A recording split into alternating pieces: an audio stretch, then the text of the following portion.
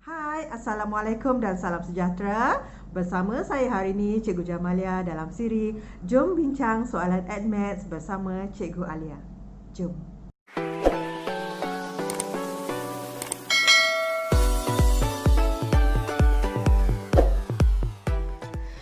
Ini adalah soalan taburan kebarangkalian kertas 2 SPM tahun 2017. Okey, soalannya, jisim bagi sebuah tembikai susu yang dihasilkan di sebuah ladang bertaburan secara normal dengan min 0.8 dan sisian piawai 0.25 kg. Sebuah tembikai susu itu dikelaskan kepada 3 grade A, B dan C mengikut jisimnya, iaitu grade A lebih besar daripada grade B dan grade B lebih besar daripada grade C. Okey, jisim minimum bagi sebiji tembikai susu grade A ialah 1.2 kg. Ya, jadi jika sebiji tembikai susu diambil secara rawak dari ladang itu, cari kebarangkalian bahawa, cari kebarangkalian bahawa buah tembikai susu itu adalah daripada grade A. Okey, bagaimana kita nak memahami soalan ini? Jadi tips yang pertama ialah kita lakarkan graf normal X-nya, iaitu, cikgu tunjukkan bagaimana kita melakar. Okey, ini adalah lakaran graf normal, iaitu graf X, bukan graf Z. Ini graf X. Okey, diberitahu bahawa tadi minnya adalah 0.8, maksudnya di sini min, min dia bersamaan dengan 0.8. Okey, dan sisian piawainya kita catat di tepi lah. Sisian piawai bersamaan dengan 0.25. Okey, jadi soalannya ialah jisim minimum bagi sebiji tembikai susu grade A. Okey, kita tahu grade A ini adalah yang lebih besar saiznya. Jadi untuk graf normal, iaitu dalam kilogram ini, kita boleh andaikan, katakan di sini kita bahagikan kawasan-kawasan untuk grade A, B dan C. Jadi kita anggap grade A ini yang paling besar, iaitu yang di sini, ini adalah grade A. Yang di tengah ini adalah grade B dan yang di bahagian belakang ini adalah grade C. Okey, dan diberitahu juga bahawa grade A adalah 1.2, minimum grade A 1.2, iaitu di sini.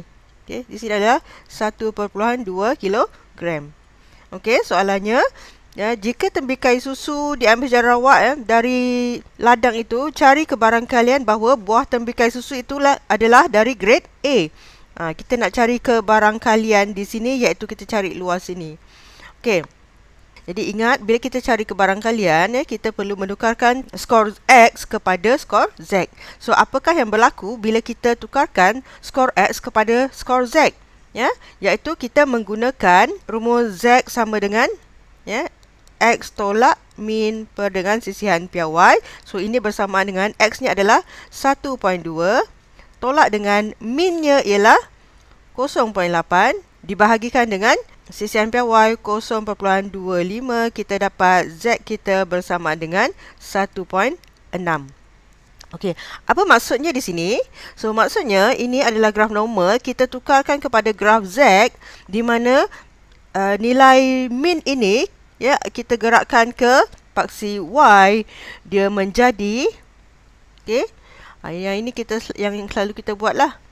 Dia jadi minnya daripada 0.8 dia jadi min dia 0, iaitu pada paksi Y ni fx kat sini.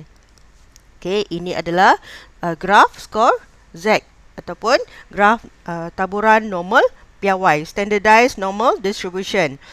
Okey, so sama juga apa yang ada dalam graf tu sama juga iaitu dekat sini adalah grade B, tengah grade B, yang hujung sini kita anggaplah kita di sini adalah grade C dan ini grade A.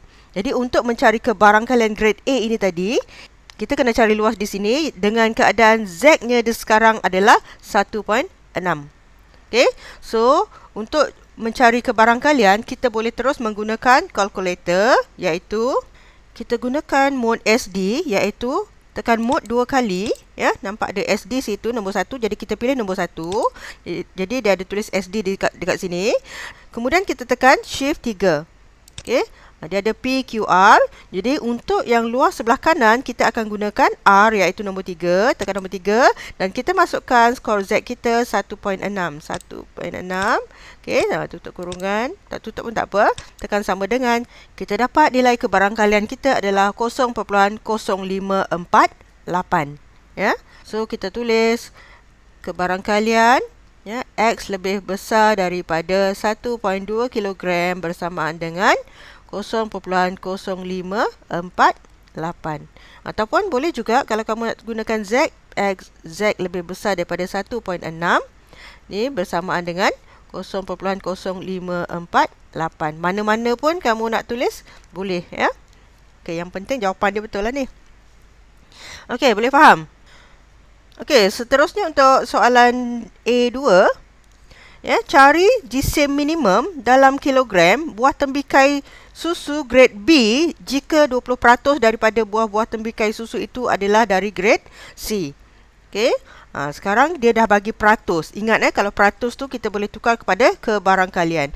Dan bila kita dah ada kebarangkalian, kita boleh cari skor Z. Jadi untuk memahami masalah ini, jadi kita lakarkan graf. Sekarang yang kita lakarkan adalah graf Z ya. Sebab apa kena kita lakarkan graf Z? Sebab kita nak cari Z daripada nilai kebarangkalian. Okey. So ini min kosong. Kita tahu bahawa kawasan ataupun luas yang ini dekat tengah ni adalah B. Kita tengok sini B, di sini C dan tadi sini adalah A. Jadi dikatakan bahawa 20% daripada buah-buah tembikai itu susu itu adalah daripada grade C. So grade C yang belakang sinilah yang paling kecil saiz dia. Jadi GSIM minimum grade B ya, GSIM minimum grade B adalah bersamaan dengan GSIM maksimum grade C. Maksudnya dia nak cari apakah Z dekat sini dengan keadaan 20% daripada buah-buahan itu adalah daripada grade C. Maknanya luas di sini adalah 20% ataupun 0.2. Okey. Jadi menggunakan kebarangkalian ini, kita perlu mencari apakah skor Z-nya itu menggunakan sifir taburan normal. Okey. Ini adalah sebahagian daripada sifir taburan normal dan kita nak cari kebarangkalian ataupun luas graf tadi adalah 0.2. Jadi saya dapati dia berada di sini, ya. 0.2005 ya. So kita kena ambil nilai yang hampir dan lebih besar ataupun samalah. So kat sini yang sama tak ada tapi ada lebih besar dan kita nak tolak dengan 5 ini ya sebab kita tak nak ada 5 ni. Jadi nak tolak 5 kita tengok yang sebaris dengan dia. Okey, yang kita tolak 5 ini dan tengok rumah di atas dia adalah rumah 2. Okey, yang 0.2005 ni rumah atas dia 4 dan dia adalah pada baris Z 0.8. Jadi nilai Z-nya di sini ialah 0.842. Okey, itu cara baca Z. Okey, so 0.842. Jadi kita catatkan di sini ya, Z kita bersamaan dengan 0.842. Tetapi perhatikan ya, Z kita berada kedudukannya di sebelah kiri, maka dia adalah negatif 0.842. Jadi tanda negatif sini jangan lupa. Okey. Okey. Jadi sekarang kita nak cari GSIM ya, iaitu GSIM itu sebenarnya adalah X. X unknown kita. Jadi kita gunakan rumus Z lah ya, iaitu Z sama dengan X tolak min per sisihan piawai. So kena ingat rumus ni. Jadi kita masukkan dalam persamaan Z ini iaitu negatif 0.842 sama dengan X yang kita nak cari tolak dengan min kita adalah 0.8 bahagi dengan sisihan piawai 0.25, kita dapat X bersamaan dengan 0.5895 kilogram. Okey, nampak tak? Boleh faham? Okey. Jadi kalau pelajar rasa macam agak susah ataupun bingung macam mana nak ingat step-step dia, cikgu pernah kongsikan satu teknik yang cikgu namakan teknik tap for Y, iaitu kita ada 4 langkah untuk menyelesaikan soalan begini, iaitu apa langkah dia? Yang pertama adalah X, yang kedua adalah Z, yang ketiga adalah graf, Dan yang keempat adalah P, iaitu kebarangkalian. Di sini kebarangkalian yang kita nak cari adalah kebarangkalian bahawa X-nya kurang daripada, katalah jisim dia M, ya. Kita nak cari jisim M. Okey. Jadi kebarangkalian telah diberi tadi iaitu 0.2, ya. Di 0.2 kita tulis dekat sini. So bila kita ada jawapan ataupun ruang di sebelah kanan sudah diisi iaitu P, maka kita akan bergerak ke kiri iaitu kita lukis graf. So kita lukis graf kat sini.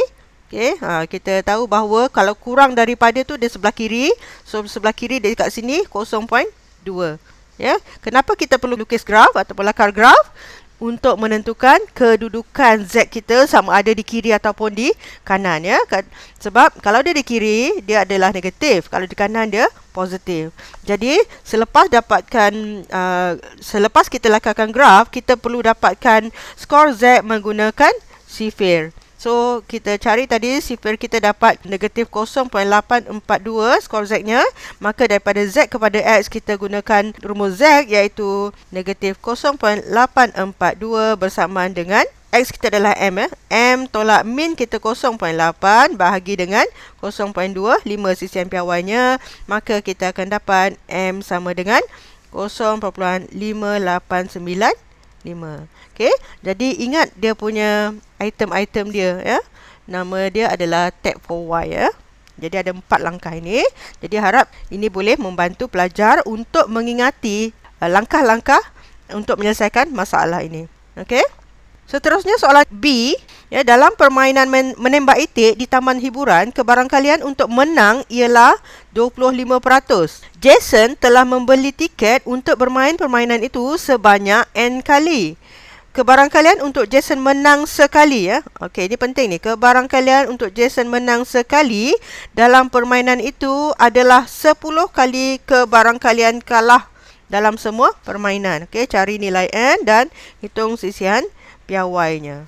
Okey, ini adalah taburan binomial, ya. Jadi kebarangkalian untuk dia menang ialah 25%, ya, iaitu 0.25. Jadi kita tuliskan P dia bersama dengan 0.25. Jadi maka Q-nya adalah 1 tolak 0.25 bersamaan dengan 0.75.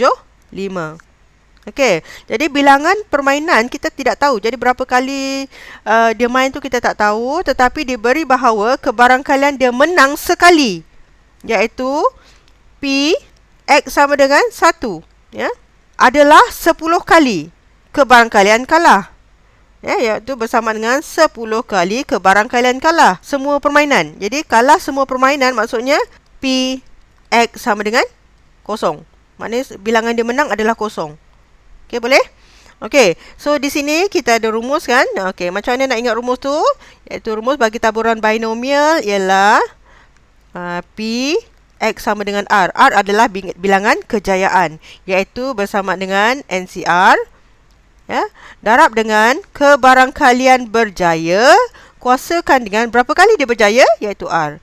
Darab dengan kebarangkalian dia tidak berjaya, berapa kali dia tidak berjaya, iaitu N tolak R, ya, bilangan yang dia tidak berjaya. Okey, itu cara nak ingat. Jadi kita masukkan dalam formula persamaan yang kita dah dapatkan ini tadi, iaitu Px sama dengan 1 bermaksud NC1, ya. P dia berapa? Kita jangan ganti dulu nilai P, ya, kita selesaikan dulu, baru nanti baru kita gantikan nilai P kuasa 1, ya, mesti sama ni. P kuasa 1, Q-nya mestilah N tolak 1, ya. N tolak 1. Okey, bersamaan dengan 10 kali, jadi 10 darab dengan Px sama dengan 0. Ini adalah sebenarnya NC0. Okey, darab P kuasa 0. Dan Q-nya adalah N tolak 0, iaitu kuasa N. Okey, boleh? Jadi kita ringkaskan, ya, kita dapat NC1 adalah N, P kuasa 1 adalah P, Q kuasa N tolak 1 bersamaan dengan 10. NC0 adalah 1. P kuasa 0 adalah 1. Darab dengan Q kuasa N. Dan di sini kita nak cari nilai N. Maka kita pindahkanlah yang lain tu ke sebelah kanan. N sama dengan 10Q kuasa N. Bahagikan dengan P, Q kuasa N tolak 1. So, di sini memerlukan kemahiran kamu dalam topik indeks ya, iaitu 10 Q. Okey, Q di bawah ni kuasa N tolak 1. N kat bawah ni positif kan. Jadi, bila dia naik atas, dia akan jadi tolak. Ya, iaitu kuasa N tolak N. Yang tolak 1 bila naik atas, dia akan jadi tambah 1. Ya, tambah 1 bahagi dengan P. Jadi, kita permudahkan, kita dapat bersama dengan 10 per P darab dengan Q kuasa 1. 10 Q per P. Jadi, kita masukkan nilai, iaitu 10 darab Q-nya 0.75 bahagi dengan P, iaitu 0.25. Kita dapat N, ya, N sama dengan 30. Okey? Lebih mudah kan? Okey, seterusnya hitung sisihan piawai bagi bilangan kemenangan. Okey, untuk sisihan piawai, kita tahu bahawa formula variance, ya, variance sama dengan N darab P darab Q. Ini kena tahulah ya, formula variance. Kenapa kita gunakan variance? Sebab sisihan piawai adalah square root of the variance. Okey, so kita cari dululah NPQ ni bersamaan dengan N dia tadi kita dah dapat 30. P-nya adalah 0.25 dan Q-nya adalah 0.75. Jadi, ini bersamaan dengan 5.625. Maka, sisihan piawai adalah punca kuasa 2 variance ini, iaitu bersamaan dengan 2.372. Okey, senang kan? Okey, jadi cikgu harap untuk soalan taburan kebarangkalian ini, ya, kamu boleh skor markah penuh. Macam mana? Boleh faham kan? Katakan, saya bijak dan cemerlang. Yes, yes, yes.